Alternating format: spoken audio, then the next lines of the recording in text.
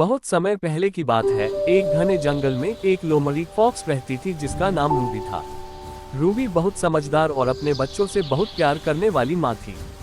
वह हमेशा एक सुंदर, मोटी और चमकदार फरेज फर पहने रहती थी, जो उसे जंगल की ठंड और खतरों से बचाती थी। रूबी के 4 छोटे और प्यारे बच्चे थे, जो अपनी माँ के साथ खेलना और नई चीजें सीखना पसंद करते थे। एक दिन जब रूबी भोजन की तलाश में बाहर गई हुई थी, तो एक खतरनाक भेड़िया वुल्फ उनकी मानते के पास आ पहुंचा।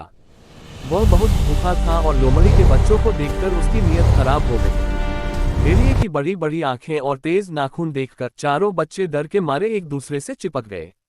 भेड़िया गुर्राया और मांद में घुसने की कोशिश करने लगा। बच्चों ने अपनी माँ की सिखाई हुई बातें याद की और जोर जोर से चिल्लाना और चीखना शुरू कर दिया। सबसे बड़े बच्चे ने तुरंत मांद का प्रवेश द्वार सूखी पत्तियां और टहनियों से बंद करने की कोशिश की, जबकि बाकी सब मिलकर अंदर की तरफ छिप गए। जब रूबी वापस लौटी तो उसने देखा कि भेड़िया मांद के बाहर घूम रहा है और उसके बच्चे डर के मारे रो रहे हैं। रूबी का दिल जोर से धड़कने लगा। वह जानती थी कि वह अकेली भेड़िए का मुकाबला नहीं कर सकती। बिना एक पल गंवाए रूबी मदद मांगने के लिए तेजी से दौड़ पड़ी।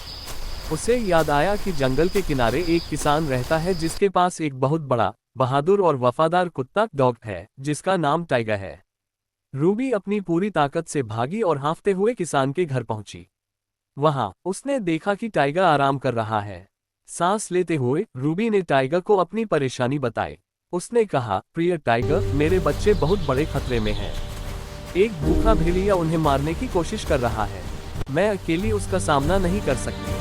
कृपया मेरी मदद करो, मैं तुम्हारी हमेशा आभारी रहूंगी। टाइगर, जो एक दयालु दिल वाला कुत्ता था, उसने रूबी की आवाज में छिपी घबराहट को महसूस किया।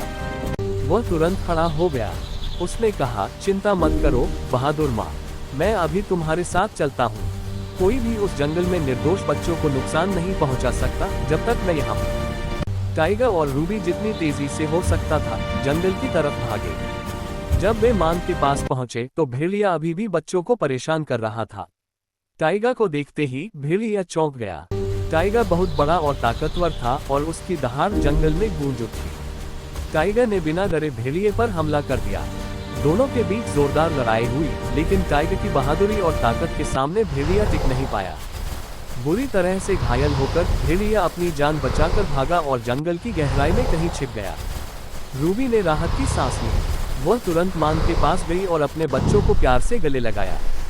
चारों बच्चे खुशी से अपनी माँ से लिपट गए। रूबी टाइगर के पास वापस आए। उसकी आंखें आभार से भरी थीं। मेरे दोस्त, तुमने मेरे बच्चों की जान बचाई है, उसने कहा। मैं तुम्हें कभी नहीं भूलूंगी। टाइगर ने प्यार से अपनी पूंछ हिलाई।